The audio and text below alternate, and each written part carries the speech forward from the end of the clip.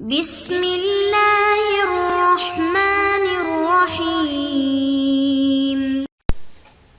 نحمدہ ونصلی ونسلم علی رسولہ الکریم اما بعد۔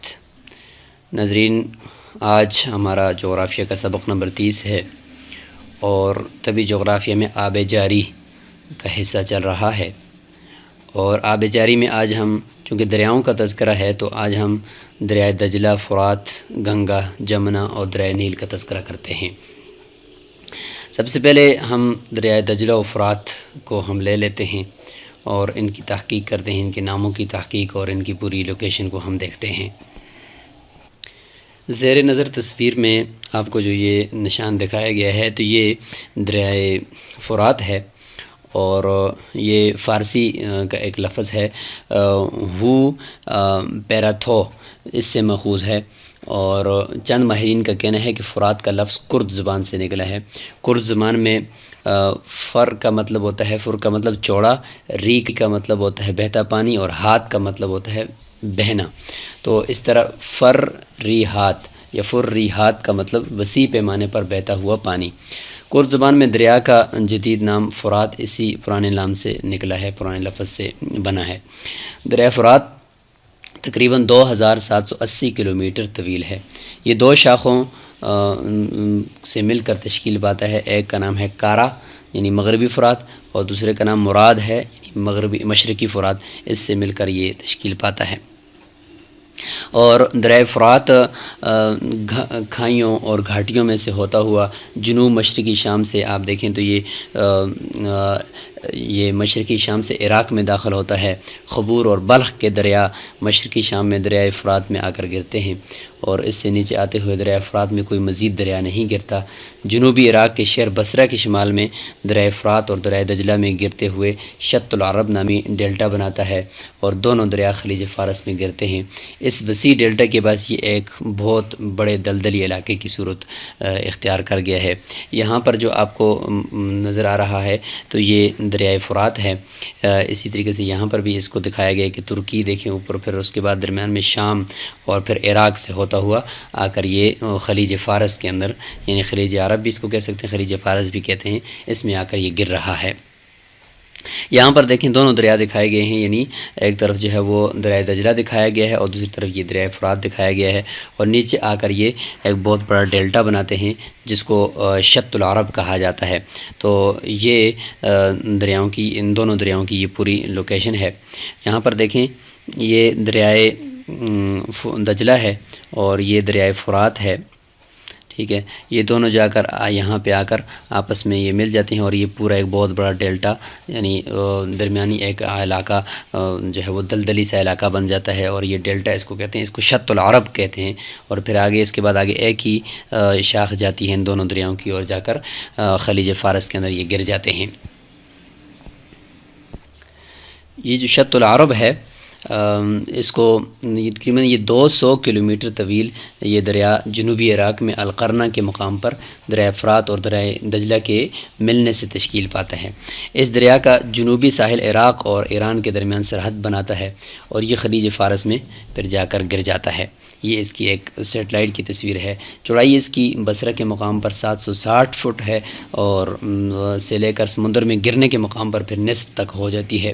اس خطے میں جہاز رانی کے تنازع پر ہی ایران اور عراق کے درمیان 80 کی دہائی میں ایک معروف جنگ ہوئی تھی۔ عراق کے مشہور شہر بصرہ اور قصر اسی دریا کے کنارے واقع ہیں، اور اس کے علاوہ ایران کے شہر ابادان اور خرم شہر بھی اسی کے دوسری جانب واقع ہیں۔ یہ چاروں شہر خلیج فارس کی مشہور بندرگاہیں بھی ہیں۔ اب تذکرہ کرتے ہیں دریائے گنگا اور دریائے جمنا کا۔ دریائے گنگا اور جمنا یہ یہاں پر آپ دیکھیں تو گنگا کی طرف بھی نشاندہی کی گئی ہے، اور دریائے یمنا نیچے لکھا ہوا ہے۔ تو یہ دونوں دریا جو ہے یہ بھارت کے شمالی جانب میں ہیں، اور بنگلہ دیش کی جو بھارت اور بنگلہ دیش ان کے درمیان میں یہ واقع ہیں۔ دریائے گنگا جو ہے یہ ہندو مذہب میں اہم حیثیت رکھتا ہے، اور زمانہ جاہلیت کی شرکیہ روایات کے مطابق مقدس سمجھتے ہوئے اس کی پوجا کی جاتی ہے، اور اس کے اندر لوگ کھڑے ہوتے ہیں، دعائیں کرتے ہیں، پتہ نہیں کیا سے کیا عبادات یہاں پہ یہ کرتے ہیں، اس کی پوجا کرتے ہیں۔ اور دریائے گنگا کی کل لمبائی 2510 کلومیٹر ہے۔ یہ دریائے جمنا کے ساتھ مل کر ایک عظیم اور زرخیز خطہ تشکیل دیتا ہے جو شمالی بھارت اور بنگلہ دیش پر مشتمل ہے۔ اس علاقے میں تقریباً آبادی کی کثافت دنیا میں سب سے زیادہ ہے۔ بے پناہ آبادی، آلودگی اور ماحولیات کی تباہی اس دریا کے لیے ایک تشویشناک صورتحال ہے۔ ناظرین، اب آتے ہیں دریائے نیل کی طرف۔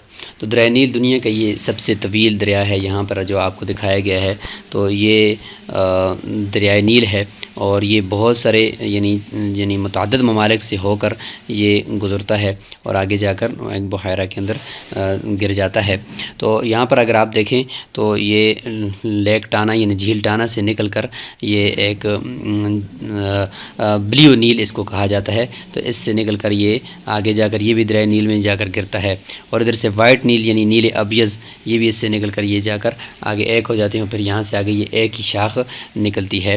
تو یہ دریائے نیل نیل ابیض اور نیل ازرق یعنی بلیو نیل اور وائٹ نیل سے مل کر یہ بنتا ہے، اور یہ دونوں بلیو نیل اور وائٹ نیل جو ہے یہ ایک تو ہے ایتھوپیا کی جھیل ٹانا سے نکلتا ہے، اور دوسرا جو ہے یہ اس طرف سے سوڈان کی طرف سے نیل ابیض آتا ہے وائٹ نیل، اور پھر آگے جا کر یہ دریائے نیل بن جاتا ہے۔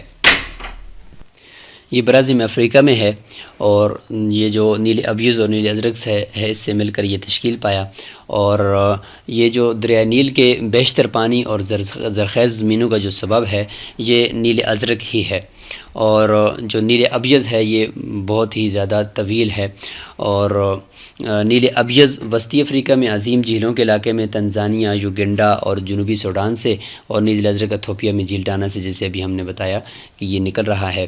جنوب مشرق کی سمت سفر کرتے ہوئے یہ سوڈان سے گزرتا ہے۔ یہ دونوں دریا سوڈان کی دارالحکومت خرطوم کے قریب آ کر یہ آپس میں یہاں پہ مل جاتے ہیں۔ یہاں پہ اگر آپ دیکھیں تو نقشے کے اندر آپ کو خرطوم لکھا ہوا نظر آ رہا ہے، تو یہاں سے آگے جا کر یہ دونوں دریا آپس میں مل جاتے ہیں۔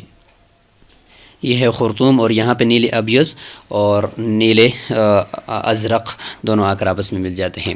دریائے نیل کا جو شمالی حصہ یہ سوڈان سے مصر تک مکمل طور پر صحرا سے گزر رہا ہے۔ جنوبی مصر میں اس دریا پر مشہور اسوان بند تعمیر کیا گیا جو 1971 میں مکمل ہوا۔ اس بند کے باعث ایک عظیم مصنوعی جھیل تشکیل پائی جس کا ہم نے تذکرہ کیا تھا جھیل کی بحث کے اندر، جھیل ناصر، اور یہ جھیل مصر اور سوڈان کی سرحد پر ہے، اور 83% حصہ مصر میں جبکہ 17% سوڈان میں ہے، اور سوڈان میں سے جھیل نوبیہ کہا جاتا ہے اور مصر میں اسے جھیل ناصر کہا جاتا ہے۔ اور مصر کی آبادی کی اکثریت اور تمام شہر اسی دریا کے کنارے پر آباد ہیں۔ مصر کا موجودہ جو دارالحکومت قاہرہ ہے دریائے نیل کے کنارے اور اس کے جزائر پر عین اس مقام پر ہے جہاں دریائے صحرائی علاقے سے نکل کر دو شاخوں میں یہ دریا ڈیلٹائی خطے میں داخل ہوتا ہے، تو اسی جگہ پر یہ قاہرہ واقع ہے۔ اس تصویر میں اگر آپ دیکھیں تو آپ کو دریائے نیل کا مکمل جو محل وقوع ہے وہ دکھایا گیا ہے کہ کہاں سے یہ شروع ہوا، اور پھر اس کے بعد آگے کس طریقے سے اس کے ساتھ نیل ابیض ملا، پھر نیل ازرق ملا، پھر خرطوم کی مقام پر ایک جگہ ہوئے، پھر وہاں سے آگے مکمل صحرا کے اندر سے گزرتا ہوا مصر، اور پھر آگے جا کر ایک ڈیلٹا بناتا ہوا یہ میڈیٹرینین سی کے اندر گر جاتا ہے۔ ناظرین، جب مصر فتح ہوا تو اہل مصر نے فاتح مصر حضرت عمر بن عاص رضی اللہ عنہ سے کہا کہ ہمارے ملک میں کاشتکاری کا دار و مدار دریائے نیل پر ہے، تو ہمارے ہاں یہ دستور ہے کہ ہر سال ایک حسین و جمیل کنواری لڑکی دریا میں ڈالی جاتی ہے، اگر ایسا نہ کیا جائے تو دریا خشک ہو جاتا ہے اور قحط پڑ جاتا ہے۔ حضرت عمر بن عاص رضی اللہ عنہ نے انہیں اس رسم سے روک دیا۔ جب دریا سوکھنے لگا تو حضرت عمر بن عاص رضی اللہ عنہ نے یہ واقعہ خلیفہ وقت جو امیر المومنین حضرت عمر فاروق رضی اللہ تعالیٰ عنہ تھے ان کو لکھا کہ جواب میں حضرت عمر رضی اللہ عنہ نے تحریر فرمایا کہ دین اسلام ایسی وحشیانہ اور جاہلانہ رسموں کی اجازت نہیں دیتا۔ آپ رضی اللہ عنہ نے ایک خط جو ہے وہ دریائے نیل کے نام لکھ بھیجا اور حضرت عمر بن عاص رضی اللہ عنہ کو اسے دریا میں ڈالنے کی ہدایت کی۔ تو اس خط کا مضمون یہ تھا کہ بسم اللہ الرحمن الرحیم، یہ خط اللہ کے بندے عمر بن خطاب کی طرف سے نیل مصر کے نام ہے۔ اگر تو اپنے اختیار سے جاری ہے تو ہمیں تو اس سے کوئی کام نہیں، اور اگر تو اللہ کے حکم سے جاری ہے تو اب اللہ کے نام پر جاری رہنا۔ تو یہ خط تھا اور اس کا یہ عنوان تھا۔ اس خط کے ڈالتے ہی دریائے نیل بڑھنا شروع ہوا، پچھلے سالوں کی بنسبت 6 گز زیادہ بڑھا، اور اس کے بعد سے آج تک یہ دریائے نیل نہیں سوکھا۔ تاریخ میں یہ ایمان کے کمال، عقیدے کے رسوخ اور توہم پرستی کے بطلان کی یہ ایک یادگار مثال سمجھی جاتی ہے۔ یہاں پر 2 مشہور دریا جس سے مل کر یہ دریائے نیل بنتا ہے، نیل ابیض اور نیل ازرق، اس کا تذکرہ بھی ہم تفصیل سے ذرا کرنا چاہتے ہیں۔ سب سے پہلے یہ نیل ابیض کو ہم دیکھتے ہیں، جو یہاں پہ آپ دیکھ سکتے ہیں تصویر کے اندر کہ یہ اس طریقے سے ایسے گیا اور یہاں سے جا کر یہ خرطوم کے مقام پر دریائے نیل کے اندر جو ہے وہ بناتا ہوا اس کے ساتھ مل گیا، دریائے نیل ازرق کے ساتھ مل گیا۔ تو نیل ابیض یہ افریقہ کے یہ ایک دریا ہے، دریائے نیل کے 2 معاون دریاؤں میں سے یہ ایک سمجھا جاتا ہے، اور یہ جھیل وکٹوریہ جو نیچے ہے اس سے یہ نکلتا ہے، اور جہاں سے یہ شمال اور مغرب کی جانب سفر کرتا ہوا یوگنڈا، جھیل کوئیکا، جھیل البرٹ سے گزرتا ہے، مزید شمال کی جانب سفر کرتا ہوا یہ سوڈان میں داخل ہوتا ہے، اور میدانی علاقوں سے گزرتے ہوئے سوڈان کے دارالحکومت خرطوم کے مقام پر یہ آ کر یہاں پر دیکھیں آپ، تو یہ نیل ازرق کے ساتھ مل کر دریائے نیل اس نے بنا دیا ہے۔ اور جھیل وکٹوریہ سے خرطوم تک اس دریا کی جو لمبائی ہے وہ 3700 کلومیٹر ہے، اور 19ویں صدی میں دریائے نیل کے منبع کی تلاش کے کام میں تمام تر توجہ اسی دریا پر مرکوز رہی۔ دوسری طرف جو ہے وہ نیل ازرق ہے، یعنی بلیو نیل ہے، یہ یہاں پہ دیکھیں یہ جھیل ٹانا ہے، اس سے نکل کر یہ آگے جاتا ہے اور خرطوم کے مقام پر یہ جا کر مل جاتا ہے۔ نیل ازرق جو ہے یہ جھیل ٹانا سے نکلنے کے بعد شمال مغرب کی جانب اپنے سفر کا جب آغاز کرتے تو صرف 30 کلومیٹر کے فاصلے کے بعد ایک عظیم گھاٹی میں داخل ہو جاتا ہے۔ یہ علاقہ ایتھوپیا میں سیاحت کے حوالے سے بہت معروف ہے۔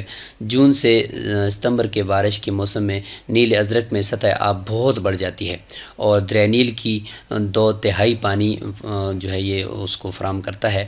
دریا ایتھوپیا کے دریائے اتبارہ کے ساتھ مل کر دریائے نیل میں سیلاب کا باعث بنتا رہا، لیکن 1970 میں اسوان ڈیم کی تعمیر کے ساتھ ہی اس سلسلے کا خاتمہ ہو گیا۔ نیل ازرق نیل ابیض سے لمبائی میں چھوٹا ہے، لیکن اس کے باوجود جو مصر پہنچنے والا 56% پانی یہی دریا فراہم کرتا ہے۔ یہ دریا سوڈان کے لیے ایک یکساں اہمیت کا حامل ہے، جہاں اس پر قائم 2 ڈیم ملک کی 80% بجلی پیدا کرتے ہیں۔ انہی ڈیموں کی بدولت اس علاقے میں دنیا کی بہترین کپاس پیدا ہوتی ہے۔